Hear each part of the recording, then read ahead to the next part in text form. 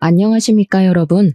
저는 지금 60대 후반을 향해 달려가는 인생의 덧없음을 철저하게 느끼고 있는 여성입니다.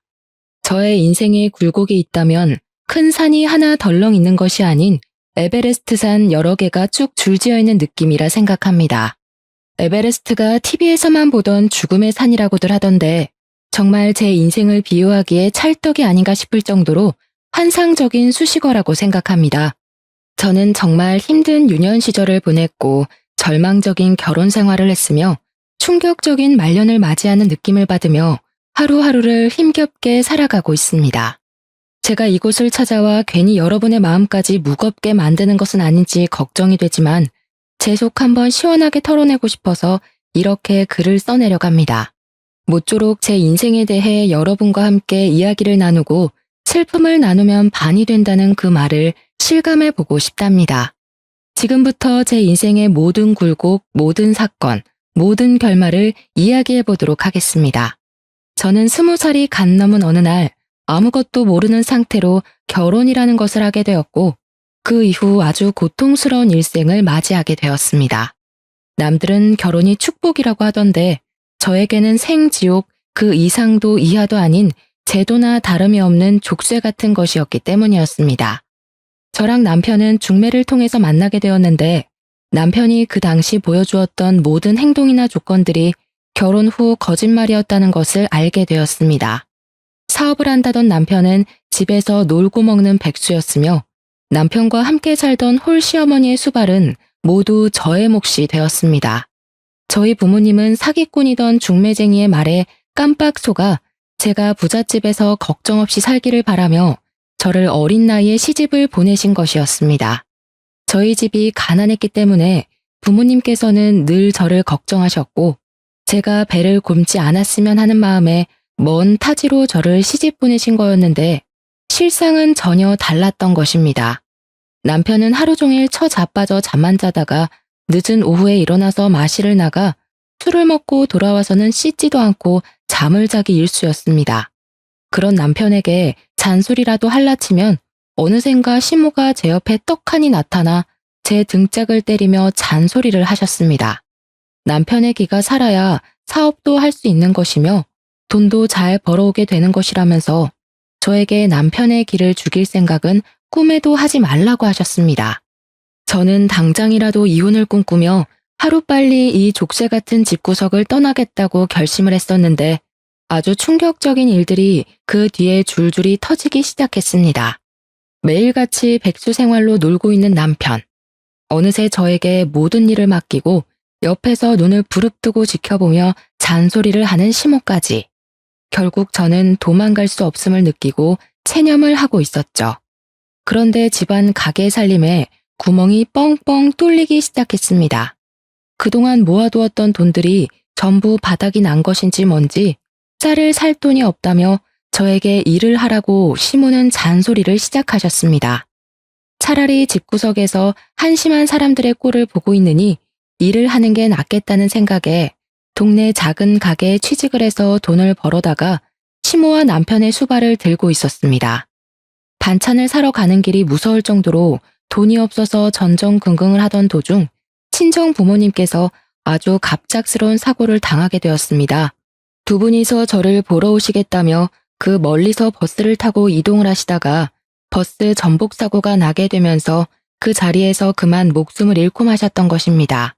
처음 병원에서 전화를 받았을 때 저는 현실감이 전혀 느껴지지 않아서 한참을 멍하니 수화기를 들고 서 있어야 했습니다.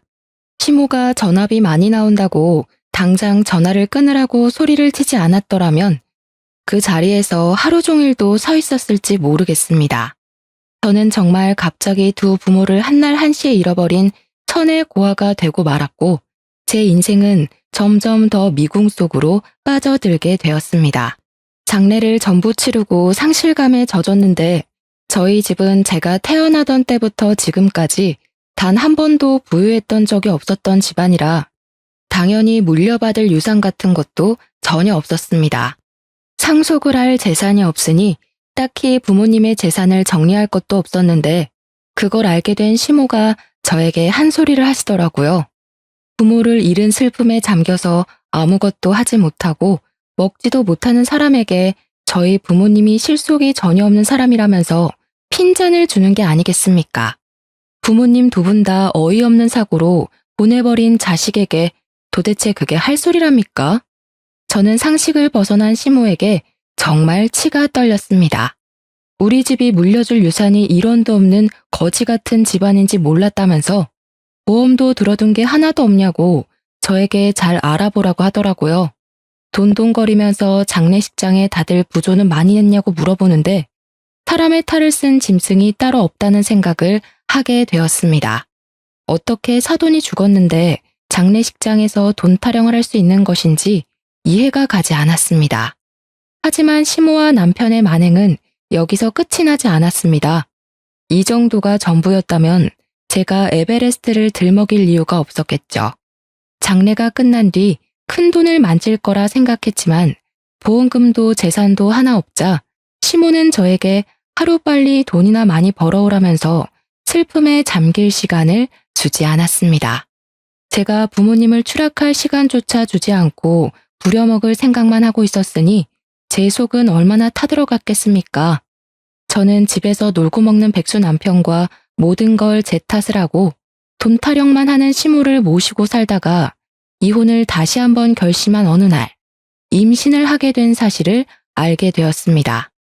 오랜 시간 달거리가 없었고 몸이 이상하게 나른하고 배가 불러온다고 했더니 임신을 하고 말았던 것입니다. 저도 지금 생각해보면 그때의 저를 쳐 죽이고 싶을 정도로 원망하고 있습니다. 어떻게 이혼을 결심한 사람이 임신을 할 수 있다는 말입니까? 뱃속에 아이가 자리를 잡고 있는데 제가 그 몸을 하고 도망을 쳐서 무일푼으로 길바닥 생활을 할 수 없었기 때문에 저는 이혼에 대한 생각을 접어야 했습니다. 결국 그 집을 떠나지 못하고 매일매일 눈물바람으로 제 인생을 다독이면서 밤을 지새우며 지냈습니다. 정말 기구한 인생이라고 하지만 어떻게 이런 일이 저에게 벌어질 수 있는지, 물론 제 잘못이 전혀 없다고는 말할 수 없지만 그래서 더욱 한탄스러웠습니다. 제가 임신까지 했음에도 불구하고 정신을 차리지 못한 남편은 돈을 한 푼도 벌어오지 않았고 벌어와야 한다는 생각조차 하지 않았습니다. 저는 만사까지도 쉬는 날 없이 열심히 일을 하면서 돈을 벌어왔습니다. 비단 우리 가족의 생계 때문이 아니라 태어날 아이에게 좋은 것을 해주고 싶었기 때문이었습니다. 푼돈이긴 하지만 한 푼, 두 푼을 모아서 아이를 위한 물건들을 사 모으며 출산 준비를 하고 있었는데 시모가 저에게 잔소리를 하더라고요. 아기 배내 쪼그리 해봐야 몇 개월이나 입는다고 3개나 준비를 했냐? 2개만 사서 매번 빨아입히면 되는 것을. 더워 죽겠는데 벗겨놔도 되겠구먼. 거기다가 기저귀랑 손수건은 뭐 이렇게 많아? 청기저귀 하나 사다가 빨았으면 평생을 쓸 수 있는데 일회용 기저귀가 뭐냐? 요즘 것들은 노동을 안 해. 쉬운 길로만 가려고 한다고 하면서 제가 산 육아용품에 돈 1원 보태준 것도 아니면서 내내 트집을 잡고 잔소리를 하는 것이 아니겠습니까? 분유는 무슨 분유를 먹인다고 젖병을 이렇게나 샀냐? 모유 수유하면 돈도 안 들고 좋은데 자기는 1년 넘게 모유를 먹였다고 하면서요. 저런 거 살 돈이 있으면 본인이 먹을 고기라도 한 덩어리 더 사오라면서 나이가 들어서 그런지 자꾸 고기가 당긴다고 하시더라고요. 저는 10달을 꼬박 품어 떡두꺼비 같은 아들을 낳았지만 정말 기쁘다는 마음이 단 하나도 들지 않았습니다. 앞으로 이 아이와 어떻게 살아야 할지 막막함에 산후 우울증까지 심하게 왔고 저는 점점 무기력해지기 시작했습니다. 하루가 어떻게 흘러가는지 아이가 울면 수유를 하고 아이가 자면 옆에 누워서 눈물을 흘리는 나날들을 반복했습니다. 가끔은 아이가 울어도 안아줄 힘이 없어서 누워있고 했는데 남편은 깨어있으면서도 단 한 번도 아들을 안아준 적 없는 사람이었습니다. 안아주기는커녕 아이가 우는 게 시끄럽다면서 발로 툭툭 아이를 밀어내는 몰상식한 짓까지 쉼없이 했습니다. 밤에 아이가 깨서 울기라도 하면 득달같이 시모가 저를 깨워서 본인 아들 자는데 방해가 된다면서 애를 안고 밖으로 나가라고 쫓아내기까지 했습니다. 제 입에서는 한숨이 나오지 않는 날이 없었고 시모는 그 꼴도 보기 싫었는지 저에게 복이 날아간다면서 입을 툭툭 치곤 했습니다. 저는 아이를 키우는 게 너무 힘들고 또 우울증이 심해지면서 신체에 변화가 생기기 시작했고 젖이 제대로 돌지 않는 지경까지 이르렀습니다. 제가 모유 수유를 제대로 하지 못해 아이가 늘 배고파했고 분유를 사다 먹이기 시작했는데 시모가 그걸 보더니 저에게 혀를 차면서 잔소리를 하시더라고요. 애한테 모유 수유조차 제대로 못하는 년이 무슨 어미야? 어디서 주워온 자식 데려다 키우는 줄 알겠네. 시모와 남편과 같이 살던 그 나날들은 정말 하루하루가 지옥과 다름없었습니다. 아니, 차라리 지옥으로 떨어졌으면 좋겠다고 생각할 정도였습니다. 우리 아들이 5살이 되었을 때 정말 난데없는 개구진 아이로 변해버려서 하루가 멀다고 사고를 치고 다녔었습니다. 귀여운 사고부터 한숨이 절로 나오는 사고까지 하루도 빠짐없이 난리를 치우던 우리 아들은 매일같이 혼이 나야 정신을 차렸는데 저는 단 한 번도 손찌검을 한 적이 없었습니다. 그렇게 행동을 하면 안 되는 이유에 대해서 최대한 아이 눈높이에서 설명을 해주려고 노력을 했었습니다. 아이들은 뭘 해도 연약하고 귀여운 존재였기 때문에 호추로도 아이를 때리지 못하겠더라고요. 남편은 사실 제가 뭘 하든지 간에 아무런 관심이 없었고 아이와 눈조차 제대로 마주치지 않는 사람이었기에 신경도 쓰지 않았지만 시모는 나날이 잔소리를 심하게 하셨습니다.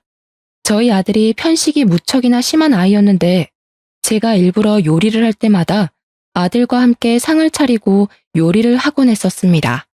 아들이랑 같이 채소도 썰고 밥을 준비하기 시작하면서 아들이 재료에 대한 흥미를 가지기 시작했고 새로운 맛에 대한 경험도 시작했거든요. 같이 밥을 먹을 때면 자기가 만든 음식이라는 걸 알기 때문에 한 입이라도 먹어보려고 시도를 하는 모습이 무척이나 기특하게 느껴져서 매일 그런 일상을 반복했었습니다. 그래서 저는 아들이랑 이것저것 같이 떠들고 만지고 썰면서 식사 준비를 했었는데 시모가 정말 저에게 불같이 화를 내더라고요. 어디 아들을 부엌에 데리고 들어가서 밥 준비를 시켜? 고추 떨어질 일 있어? 절대로 남자는 부엌에 들어가는 게 아니야.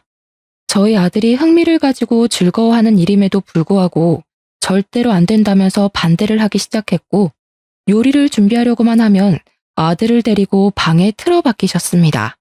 저는 다시 외롭고 쓸쓸하게 부엌에서 온 가족이 먹을 음식을 만들어야만 했었습니다. 시모는 저를 같이 사는 내내 집에 상주하는 종처럼 저를 부려먹었고 바깥에서 고립되기를 원해서 아예 집 밖으로 나가 노는 일을 금지시켰습니다. 현대판 노예와도 같은 짓을 7년이라는 세월 동안 하게 되었고 남편은 그동안 정말 단 한 푼의 돈도 벌어오지 않고 늘 탱자탱자 백수 생활을 하고 있었습니다. 물가는 오르는데 할 줄 아는 것은 잡일밖에 없던 제 월급은 오르지 않았고 하루하루의 삶이 버거워 아들에게 미안해질 지경이었습니다. 이대로 가다가든 온 가족이 쫄쫄 굶는 것 이외에는 방법이 없겠다 싶어서 아들을 데리고 도망을 쳐야겠다는 생각을 하고 있었습니다. 그러던 어느 날 남편이 술을 먹고 들어와서는 자고 있는 우리 아들을 발로 툭툭 차서 깨우기 시작하는 게 아니겠습니까?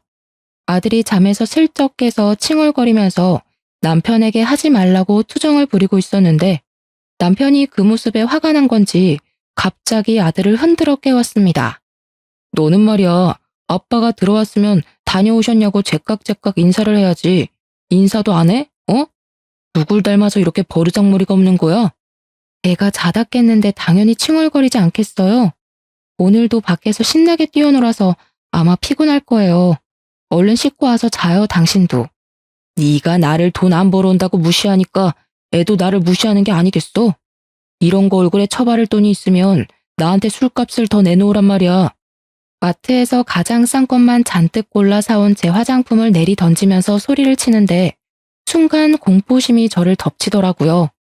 몇 번 써보지도 못한 아까운 제 화장품이 바닥을 대굴대굴 굴러다니는데 아깝다는 생각만큼 제 인생에 대한 회의감이 들었습니다. 제가 바닥을 구르는 화장품을 멍하니 바라보는데 남편이 갑자기 저를 확 밀쳐버리는 겁니다. 그래서 깜짝 놀라 하지 말라고 남편에게 소리를 쳤어요. 그 소리에 아들의 잠이 확 깬 건지 벌떡 일어나서 저를 밀치고 있는 남편을 보게 된 것입니다. 아들은 순간 놀래서 그런 건지 아니면 그 상황을 정리하고 싶었던 건지 제 아빠 다리에 막 매달리면서 아빠 하지마 하지마 하면서 고사리 같은 손으로 말리고 있었습니다. 하지만 술에 취해서 이성을 잃어버린 남편은 그런 아들이 귀찮았던 것인지 아들을 냅다 들어서 던져버렸습니다. 저는 너무 놀라서 비명소리를 질렀고 아들은 너무 아픈 나머지 소리를 내어 울지도 못하고 그대로 알아누웠습니다. 더 충격적인 건 남편이라는 새끼는 그런 아들이 시끄럽다면서 욕짓거리를 내뱉기 시작했습니다. 저는 그런 남편이 더 이상 사람으로 보이지 않았어요. 그래서 온 힘을 다해서 남편의 다리를 붙잡으며 뜯어 말렸지만 제 힘으로는 역부족이었습니다. 결국 저는 바닥에 쓰러진 아들을 감싸안고 그 아픈 발길질을 전부 받아내야만 했습니다. 우리 모자는 그날 남편에게 씻을 수 없는 상처를 입게 되었고 그날 밤새 내내 움직이지도 못하고 꺽꺽 소리만 내는 아들의 입을 틀어막고 밤을 지새워야 했습니다. 술이 확 오른 탓인지 그대로 쓰러져서 자는 남편이 아들이 내는 소리에 언제 돌변할지 모른다는 두려움 때문에 아들이 울음조차 편하게 지르지 못하게 입을 막아야 했습니다. 저 또한 그날 밤 얼마나 울었는지 모르겠습니다. 정말 이대로 저 인간이 눈을 뜨지 않았으면 좋겠다는 생각이 제 머릿속을 지배했습니다. 다음날 날이 밝자 아이의 몸을 살피기 위해서 깨우는데 아이가 온몸에 힘이 들어가지 않는다면서 누워서 꼼짝을 못하는 게 아니겠습니까? 저는 너무 놀라서 구급차를 부를 생각조차 하지 못하고 그대로 아이를 들쳐업고는 근처 병원으로 달려갔는데 의사가 저를 보고 그러더군요. 아들의 목뼈부터 허리까지 실금이 갔는데 아직 너무 어린 나이라서 어떻게 손을 쓸 방법이 없다고 그냥 잘 붙기를 바라는 수밖에 없다고요. 그 뒤로 전 아들이 움직이지 못하도록 각고의 노력을 했으나 그 어린아이가 뭘 알겠습니까? 결국 점점 커가면서 아들은 디스크에 문제가 생기게 되면서 하지방 사통이라는 너무나도 생소한 병에 시달리게 되었습니다. 한마디로 저희 아들이 목뼈부터 허리까지를 쭉 다치게 되면서 엉덩이부터 시작해서 장딴지 뒤쪽까지 통증이 시작되는 병에 걸리게 된 것입니다. 사고 후유증으로 찾아왔다고 하기에는 고칠 방법이 없는 너무나도 안타까운 통증을 동반한 병이었습니다. 저는 정말 진심으로 남편이라는 놈을 저주하게 되었고 밤마다 울면서 그 인간을 좀 데려가 달라고 하늘에 기도를 올리게 되었습니다. 하지만 남편은 전혀 반성도 없이 애가 허약한 체질이라서 이렇게 된 것이며 자신의 책임은 전혀 없다는 식으로 말을 하는 것이 아니겠습니까? 애가 다쳐서 치료를 해야 하면 가만히 누워만 있게 돌봤어야지. 네가 제대로 돌보지 못해서 이런 후유증이 남은 거 아니겠어? 거기다가 태어났을 때부터 모유도 제대로 못 먹고 분유 먹고 자라서 애가 이 모양 이 꼴이 된 거야. 알아? 그래, 우리 아들 말 틀린 거 하나 없다. 네가 낳을 때 잘못 힘을 줘서 이렇게 된 거 아니냐, 응? 나오면서 허리가 걸린 거 아니냐고. 저한테 그냥 운이 나쁘게 사고를 당한 거다. 그 사고에는 네 책임도 있다고 박박 우기던 남편과 시모는 어느새인가 모든 걸 제 탓으로 돌리고 있었습니다. 저는 그제야 정말 이성이 날아가는 경험을 하게 되었습니다. 악에 받쳐서 눈물을 뚝뚝 흘리면서 남편에게 이혼을 하자고 소리를 질렀습니다. 그러자 시모와 남편이 저까지 죽을년 취급을 하더라고요. 어떻게 하늘 같은 지아비에게 이혼을 운운하냐면서 가정교육을 잘못 받았다고 하더군요. 하지만 이성이 날아간 저는 그들의 작태를 그냥 두고 볼 수만은 없었습니다. 제가 시모에게 당했던 시집살이는 물론 남편이 저와 아들에게 폭력을 휘둘렀던 것, 그동안 돈을 한 푼도 벌어오지 않았던 것까지 전부 다 걸고 넘어지면서 바락바락 대들었고 집안일에서 완벽하게 손을 뗐으며 벌어온 돈 모두를 제 몫의 통장에 집어넣었습니다. 돈을 벌어도 그들에게 단 한 푼도 주지 않고 버텼고 그럴수록 화를 내는 남편을 보면서 저는 이혼을 운운했습니다. 거기다가 남편 놈이 제가 벌어왔던 돈으로 그동안 노름판에서 하루 종일을 보냈으며 계집질까지 하고 있었다는 사실을 알게 되었습니다. 저는 더 이상 참고 살면 바보가 된다는 마음이 들었고 하나뿐인 우리 아들을 위해서라도 이 집에서 빨리 탈출을 해야 한다고 생각했습니다. 필사적인 마음이 생기고 나니까 사람이 참 의지가 강해지더라고요. 버티고 반항하고 정신 나간 사람처럼 울부짖으며 이혼을 말했습니다. 이혼을 하기로 한 날 분을 참지 못한 남편과 시모는 결국 저를 방에 가두어 두고 다시 한번 생각해보라며 매질을 하기 시작했습니다. 저는 맞는 와중에도 이를 악물며 참음을 버텨냈고 결국에는 경찰에 그 둘을 신고하면서 이혼을 할 수 있게 되었습니다. 그들이 유치장에서 죄가 없다며 억울하다며 뻔뻔하게 부정을 하는 동안 저는 경찰의 도움으로 이혼을 할 수 있었습니다. 그들에게는 돈이 없었기에 가석방이라는 것도 없었고 어쩔 수 없이 수감 생활을 해야만 하는 지경에 이르렀습니다. 저는 그 둘이 제 눈앞에서 사라지자 아들을 데리고 작은 월세방 얻을 돈이 들어있는 통장만 들고 무작정 시댁을 떠나게 되었습니다. 그들의 폭력으로 인해 법의 심판을 받는 동안 저는 그들이 다시 세상 밖으로 나와서 저와 아들을 찾지 못하는 곳으로 가기 위해 필사적인 노력을 했습니다. 여러 지방을 돌고 돌아 겨우 도착하여 자리를 잡은 곳은 바로 해남에 위치하고 있는 땅끝 마을이었습니다. 그곳에서 저는 생전해본 적이 없는 김밥 장사를 시작하며 아이에게 쓰일 돈을 마련하기 위해 하루하루를 힘들게 버티게 되었습니다. 처음에는 노상에서 김밥을 말아서 파는 일을 하다가 한 푼 두 푼 정말 티끌 모아 태산이라는 말처럼 쌈짓돈을 모아 아주 작은 구멍가게 같은 걸 열게 되었습니다. 라면과 김밥을 팔면서 아들을 키워낸 저는 20년을 더 고생한 덕분에 우리 아들을 아주 기골이 장대한 놈으로 키울 수가 있었습니다. 그만큼 제가 하루도 쉬지 않고 일을 해서 번 돈으로 아들을 먹이고 입히고 했다는 산 증거가 아니겠습니까? 제 인생의 전부이자 제 인생의 원동력이었던 아들을 그렇게 키우고 나니 정말 가슴이 벅차오를 정도로 울컥한 마음이 들었습니다. 우리 아들은 어릴 때 다친 영향으로 인해서 오래 걷거나 서 있는 것을 힘들어하긴 했지만 그래도 일상생활이 어느 정도 가능한 수준으로 자랐습니다. 이미 한번 다쳐버린 몸뚱어리가 정상으로 돌아오기는 힘들었고 그럴 가능성도 없었지만 의지 하나로 잘 버텨왔다고 생각합니다. 우리 아들이 28살이 되던 해의 말입니다. 드디어 우리 아들이 결혼을 하고 싶다고 하면서 여자를 하나 데려온 것이 아니겠습니까? 달덩이처럼 얼굴이 아주 동그랗고 복스럽게 생겨서 행동까지도 귀여웠던 그 여자아이는 제 며느리가 되었습니다. 성격이 정말 어찌나 좋던지 살갑기도 하고 밝기도 하고 하나하나 따질 구석이 없는 그런 귀여운 아이는 우리 아들을 진심으로 사랑해주는 것 같았습니다.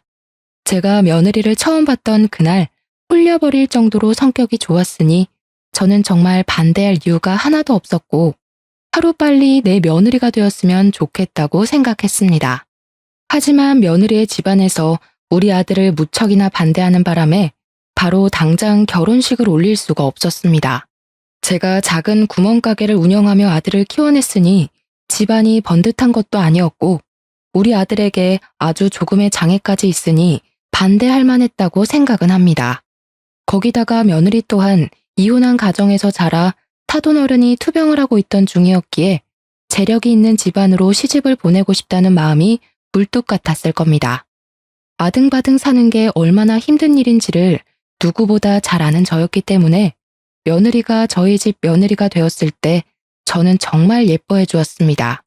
저의 작은 김밥집에서 굳은 일을 마다하지 않고 저를 돕는 며느리를 어찌 예뻐하지 않을 수가 있겠습니까? 그 당시 저희 아들은 주유소에서 일을 하고 있었는데 사실 아들이 벌어오는 돈은 아주 조금밖에 되지 않았습니다. 다리에 장애가 있었기에 일이 빠르지 않았고 오래 서서 일을 할 수 없었으니 당연히 버는 돈이 적을 수밖에 없었습니다. 제대로 공부를 하지 않아서 좋은 회사에 취직을 하지 못한 아들은 늘 취업에 대한 자격지심이 있었던 놈이었습니다. 거기다가 반대가 심했던 안싸돈이 우리 아들에게 직장조차 제대로 가지지 못한 놈이 무슨 결혼이냐고 계속해서 무시를 해댔기 때문에 자격지심은 더욱 깊어지기만 했습니다. 하지만 저는 그런 일이 있음에도 불구하고 우리 아들 부부가 현명하게 대처를 하고 잘 이겨나갈 수 있을 것이라 생각해서 둘 사이를 지지해 주었습니다. 그러던 도중 정말 불운하게도 주유소에서 사건이 일어나게 되었습니다. 야간에 일을 하던 아들이 잠시 졸음에 빠져서 꾸벅꾸벅 하던 도중에 주유소 전문 털이범이 현금통을 통째로 털어간 사건이 벌어지게 된 것입니다. 아들이 한번 잠에 빠지면 누가 업어가도 모를 정도로 깊게 자는 놈이라 현금통을 털어간 범인으로 우리 아들이 지목되게 된 것입니다. CCTV가 있는 것도 아니었던 터라 아들이 훔쳐가 놓고 발뺌하는 거 아니냐면서 사장은 물론이고 경찰까지 우리 아들을 의심해 조사를 받게 되었습니다. 현금이 꽤 들어있었던 탓에 그 돈을 전부 물어내라고 난리를 치는 사장 때문에 우리 아들은 물론이고 저까지도 골머리를 썩었습니다. 수사를 통해서 제3의 인물의 지문이 나오면서 다행히 아들은 누명에서 벗어나긴 했지만 이미 대부분의 사람들이 우리 아들을 범인으로 생각하고 있던 상태였습니다. 가뜩이나 자격지심으로 똘똘 뭉친 아들은 범인으로 몰렸다는 그 충격에 헤어나오지 못하게 되어버렸죠. 아들은 그대로 주유소를 그만두게 되었고 저와 며느리가 김밥집을 운영하면서 버는 돈으로 먹고 살아야 했습니다. 하지만 그것도 쉬운 일은 아니었습니다. 김밥이랑 라면을 팔아서 버는 돈이 되면 얼마나 되겠습니까? 저희가 무슨 엄청 큰 분식집을 하는 것도 아니었고 정말 작은 3평짜리 가게였습니다. 생활은 점점 궁핍해지기 시작했고 어쩔 수 없이 며느리가 취직을 하면서 돈을 벌어오기 시작했습니다. 그냥 작은 사무실에서 잡일을 하기 시작했는데 거기 사장이 또 엄청나게 나쁜 놈이었던 것입니다. 우리 며느리에게 돈을 더 얹어주겠다면서 치근덕거리기 시작했고 나중에는 불륜관계를 맺자고 요구를 했다는 것이 아니겠습니까? 당연히 저희 며느리는 절대로 그런 일은 없을 거라며 사장을 거부하기 시작했습니다. 그러자 치졸하게 회사 사람들 앞에서 대놓고 며느리에게 망신을 준다던가 일부러 야근을 시키는 둥 며느리를 괴롭히기 시작한 것입니다. 며느리는 하루가 다르게 우울해졌고 말라가는 게 눈에 보일 정도로 힘들어 했습니다. 저는 당장이라도 며느리에게 일을 그만두라고 말을 하고 싶었고 아들에게는 나가서 돈을 벌어오라고 시키고 싶었습니다. 며느리가 너무나도 힘들어하자 저는 참지 못하고 아들에게 이만큼 집에서 놀았으면 나가서 돈을 벌어오라고 말을 했습니다. 나 같은 병신이 도대체 어디서 돈을 벌어오라는 거야? 어디 취직할 자리 있으면 엄마가 좀 알아보던가. 이제는 다른 사람도 모자라서 엄마까지 나한테 손가락질을 하는 거야? 나를 무시하는 거냐고. 그 이후로 아들은 알코올 중독자처럼 술독에 빠져서 살기 시작했습니다. 저는 아들의 집에 갈 때마다 술병이 나뒹구는 걸 보고 얼마나 가슴을 치며 화를 냈는지 모르겠습니다. 너는 네 아빠 생각이 안 나니? 어떻게 이런 모습으로 매일매일을 보낼 수 있니? 네가 사람이라면 지난 과거를 떠올려봐라. 네가 누구 때문에, 뭐 때문에 그런 아픔을 가지게 됐는지는 생각도 하지 않고 매일 술을 마셔? 이런 식으로 행동할 거면 너도 며느리랑 이혼해라. 저 가여운 아이가 무슨 죄가 있어서 이런 꼴로 살아야 하니? 새 삶을 찾을 수 있게 기회를 주란 말이야. 저는 아들을 엄청나게 몰아세웠고 그럴 때마다 아들은 부들부들 떨면서 본인의 자격지심을 마음껏 드러냈습니다. 며느리는 당장의 생계를 책임져야 했기 때문에 일을 그만두지 못했고 똑같은 악순환이 반복되는 일상을 살아야만 했습니다. 저를 찾아와서 넋두리를 한다던가 저에게 자주 하던 연락도 서서히 끊기게 되면서 저는 점점 더 며느리의 걱정에 피가 마르는 심정으로 하루를 살았습니다. 결국에 저는 며느리가 걱정되어 참지 못하고 아들 집으로 방문을 했는데 며느리가 현관문을 여는데 선글라스를 끼고 있는 게 아니겠습니까? 어떻게 사는지 잘 살고 있는지 궁금해서 찾아갔더니 집안에서 선글라스를 끼고 있는 며느리의 모습에 무척이나 황당스러웠습니다. 아니 얘야, 너는 왜 집안에서 선글라스를 끼고 있니? 어머님, 저 눈병 걸려서요. 보기가 영 흉하기도 하고 옮길 수도 있다고 해서 그냥 끼고 있는 거예요. 안경을 찾지 못해서 어쩔 수 없이 선글라스를 끼고 있다며 어색하게 웃는 며느리를 보고 그냥 그런가 보다 하고 말았습니다. 그날 며느리와 대화를 잘 나누고 다음에 또 올 테니 잘 쉬고 있으라고, 너무 힘들어하지 말라고 며느리의 등을 몇 번 다독여주고는 집으로 돌아왔습니다. 또 몇 주의 시간이 흐른 뒤 찾아가 보니 며느리가 이번에는 감기에 걸렸다고 하면서 마스크를 끼고 있지를 않나, 하루는 시간이 없어서 머리를 감지 못해서 냄새가 난다며 모자를 푹 눌러 쓰고 있는 게 아니겠습니까? 제가 밖에서 만났더라면 이해를 했을 텐데 집 안에서 만나는 건데도 그런 모습을 하고 있는 게 무척이나 의아했습니다. 제가 참 바보 같죠? 그게 며느리가 주는 신호임을 알았어야 했는데 저는 아무것도 눈치를 채지 못한 바보 멍청이었습니다. 시간이 한참 흐른 뒤 폐인이 되어버린 아들을 어떻게든 다시 일으키고 싶었던 저는 아들의 집을 줄기차게 방문하기 시작했습니다. 아들네 집으로 가서 며느리가 일이 바빠 챙기지 못한 집안 살림을 정리해주고 반찬도 채워주고 하면서 아들에게 잔소리를 했죠. 이제는 더 이상 놀지 말고 밖에 나가서 생산적인 일을 했으면 좋겠다고 짜증을 내는 아들을 툭툭 일으켜 세워주면서 말입니다. 며느리가 아들에게 잔소리를 하지 못할 게 뻔하니 제가 대신 나서서 아들을 다시 바깥으로 내보내야 한다고 생각을 했습니다. 집을 청소하던 도중에 며느리가 사용하는 것으로 보이는 화장대 서랍을 열었는데 거기서 이상한 종이뭉치와 수첩을 발견하게 되었습니다. 종이뭉치가 이상하게 낯선 듯 익숙해서 뭔가 하고 읽어보니 글쎄 병원 진단서가 아니겠습니까? 전치 3주, 4주 아주 다양하게 있었고 타박상에 의한 진단서가 대부분이었습니다.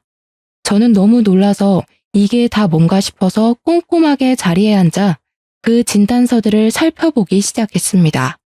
저는 점점 경악으로 얼굴이 물들었습니다. 저는 그 흔적을 너무나도 잘 알고 있었거든요. 그것을 폭력에 의한 물리적 피해를 입었다는 진단서였습니다. 덜덜 떨리는 손으로 수첩을 열어 확인을 하는데 날짜별로 빨간색과 파란색으로 표시되어 있는 것이 아니겠습니까? 파란색의 빈도가 훨씬 더 높긴 했지만 빨간색으로 체크가 되어 있는 날들이 꽤 많이 등장하기도 했습니다. 뒤로 넘겨서 그 날짜에 쓴 일기들을 확인하는데 며느리가 적은 것으로 보이는 그 일기에는 우리 아들에게 손찌검을 당한 이야기들이 줄줄이 써져 있었습니다. 제가 방문했을 때 선글라스를 끼고 있었던 것, 마스크를 써야 했던 것, 모자를 눌러 쓴 것 전부 저에게 보여주고 싶지 않았던 며느리의 노력이었던 것입니다. 제가 너무나도 사랑하는 아들이 자신에게 그런 몹쓸 짓을 했다는 사실을 시모인 저에게 숨기고 싶었던 며느리의 아픔이었던 것이죠. 일기의 내용 또한 정말 가관이었습니다. 회사 사장과의 관계를 의심하는 아들의 욕설로 시작된 일기부터 아이가 생기지 않는 것에 대한 화풀이까지 전부 상세하게 적혀 있었습니다. 저는 정말 분노로 이성을 잃어버린 사람처럼 부들부들 떨었습니다. 우리 아들이 저의 전 남편이 했던 짓을 고스란히 사랑스러워서 아껴만 주고 싶은 며느리에게 행하고 있다는 사실을 믿을 수가 없을 정도였습니다. 게다가 우리 아들은 술만 먹으면 개가 되었던 전 남편에게 당해서 신체에 문제까지 있는 놈인데 똑같은 짓을 하고 있다니. 저는 이 분노를 참지 못하고 며느리의 화장대 앞에서 눈물만 뚝뚝 흘리고 있었습니다. 그렇게 꾹꾹 참아내며 당장이라도 방에 있는 아들의 머리채를 잡고 싶은 걸 참은 지 1시간쯤 지났을까요? 며느리가 녹초가 되어 퇴근을 하고 돌아왔습니다. 저를 보자마자 놀라면서 식사는 하셨냐고 묻는 며느리를 보는데 저 착한 아이가 당했을 고통에 메마른 줄 알았던 눈에서 눈물이 다시 한번 쏟아지더라고요. 저는 며느리를 잡고 엉엉 울었고 제 눈물을 보자 같이 눈물이 터진 건지 며느리도 저를 붙잡고 엉엉 울기 시작했습니다. 저는 며느리에게 서랍 안에서 본 모든 걸 다 봤다고 이혼을 하라고 생각을 거치지 않고 이야기를 했습니다. 며느리는 저에게 어떻게 해야 할지 도무지 감을 잡지 못하겠다고 하더라고요. 그이가 술을 먹고 화풀이를 할 때만큼은 이혼 생각이 간절하다가도 평소에 건드리지 않으면 싸울 일이 없어서 괜찮다는 생각도 들어요.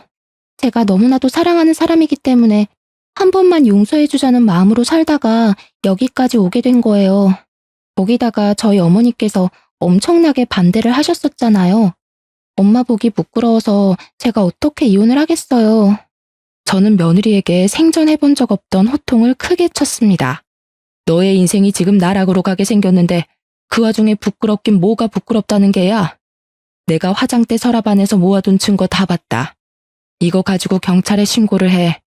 그리고 내가 가게를 팔아서라도 네 변호사 선임해 줄 테니까 이혼 소송을 걸어. 우리 아들이지만 저 모양 저 꼴로 사는 거 나 더 이상은 못 본다. 내가 시키는 대로 이혼해. 그런데 그 순간 제가 호통치는 소리 때문에 깬 건지 뭔지 방에서 자고 있던 아들이 뛰쳐나오는 게 아니겠습니까? 표정이 완전히 썩어가지고는 저와 며느리를 번갈아 가면서 보며 콧김을 씩씩 뿜어대더라고요. 이혼? 누구 마음대로 이혼이야? 그러더니 제 손에 들려있던 진단서 뭉치를 빼앗듯이 들고 가더니 하나하나 확인을 해보는 것이 아니겠습니까? 전부 다 확인을 한 아들은 그 진단서 뭉치를 허공에다가 뿌렸습니다. 와, 진짜 소름 돋네. 이런 증거들을 하나하나 모으면서 내 뒤통수를 칠 생각을 하고 있었단 말이야. 거기다가 엄마가 이혼을 도와주겠다고? 아들은 갑자기 누나를 뒤집으면서 며느리를 향해 돌진을 하려고 드는 게 아니겠습니까? 저는 재빨리 며느리 앞을 막았습니다. 저는 태어나서 처음으로 아들의 뺨을 세차게 2대를 연달아 때렸습니다. 지금 누가 누구한테 화를 내고 있는 거야? 정신 안 차릴 거야? 내가 이 꼴 더 이상은 못 보겠다. 내가 네 아빠한테 그렇게 당하고 살 때 네 아빠가 나 때리는 거 맞겠다고 그 앞에서 울고불고 매달리다가 다쳐서 장애를 얻어놓고 그 과거는 다 까먹은 채로 똑같은 일을 저지르면서 살아? 네가 사람 새끼야? 악마 새끼지. 저는 소리를 치면서도 분이 풀리지 않아서 황당해하고 있는 아들의 뺨은 물론이고 등짝이며 팔뚝이며 손이 닿는 대로 때렸습니다. 엄마는 어떻게 자식 생각 하나도 안 하고 이혼을 시킬 생각만 하냐고. 내가 며느리 보기 부끄러워서 더 말을 못 하겠다. 얘, 넌 뭐 하고 있니? 당장 짐 싸서 친정으로 가. 그러자 아들은 며느리를 말리려고 악소리를 내며 달려들었고 저는 그런 아들의 발을 걸어 넘어뜨렸습니다. 아들이 다리를 잘 쓰지 못하기 때문에 약점이라고 생각하고 정강이를 걷어차니 아프다고 대굴대굴 구르더라고요. 너 같은 놈은 며느리길 막을 자격 없다. 아가, 너는 진단서 들고 경찰서부터 가. 엄마, 너 같은 놈은 콩밥을 먹어야 해. 그 이후부터는 며느리를 도와 모든 법적 절차를 밟게 했습니다. 경찰에 아들의 모든 짓을 낱낱이 밝히고 아들을 고소하고 이혼 소송을 진행하게 되었습니다. 저는 안사돈을 찾아가 무릎을 꿇고 빌었고 소액이라도 위자료를 꼭 지급하겠다고 약속을 드렸습니다. 아들은 법원에서 무수히 많은 사건에 대한 혐의가 인정이 되었고 진단서가 그 증거의 뒷받침이 되어 주었습니다. 아들은 징역 8개월형을 받게 되었고 수감 생활을 시작하게 되었습니다.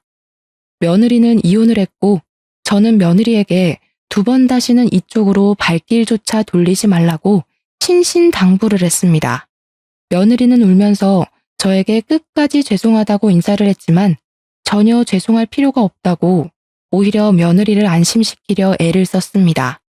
그 이후 아들은 만기 출소를 했지만 그 어떤 곳에서도 빨간 줄이 그려진 아들에게 일을 시켜주는 곳이 없었습니다. 좌절에 좌절을 맛본 아들은 매일같이 술을 퍼먹고 지내다가 결국 집으로 돌아오는 길에 무단횡단을 하다 사고를 당해 세상을 떠나고 말았습니다. 저는 당연히 우리 아들이 제대로 된 인생을 살지 못하고 그렇게 허무하게 죽어버린 것이 불쌍하고 마음이 아픕니다. 하지만 사람을 꽃으로도 때리지 말라고 했음에도 그런 일을 벌인 것은 그 어떤 것으로도 용서를 받지 못한다는 것을 다시 한번 깨닫게 되었습니다. 저는 비록 혼자가 되었지만 오히려 자유롭고 편안한 마음이 든답니다. 김밥 장사는 여전히 그 자리에서 하고 있습니다. 가끔은 며느리가 저를 도와서 같이 장사를 하고 가게를 정리했던 그날들이 그리워지기도 합니다. 항상 제 옆에서 힘이 날 만큼 환하게 웃어주던 그 얼굴을 어떻게 잊을 수가 있을까요? 그 예쁜 아이의 얼굴에 그림자를 지게 한 그 과거가 너무나도 고통스럽습니다. 그래서인지 저는 며느리와도 완벽하게 연락을 끊어냈습니다. 가끔 한번 그리울 때가 있긴 하지만 지금까지는 아무런 소식도 듣지 않고 잘 참아내며 지내고 있는 중입니다. 앞으로 먹고 살 만큼만 벌어먹고 살면서 말년을 맞이해 보려고 합니다. 무소유라는 말처럼 정말 모든 것에서 자유로워진 저의 남은 인생을 응원해 주시기 바랍니다. 감사합니다.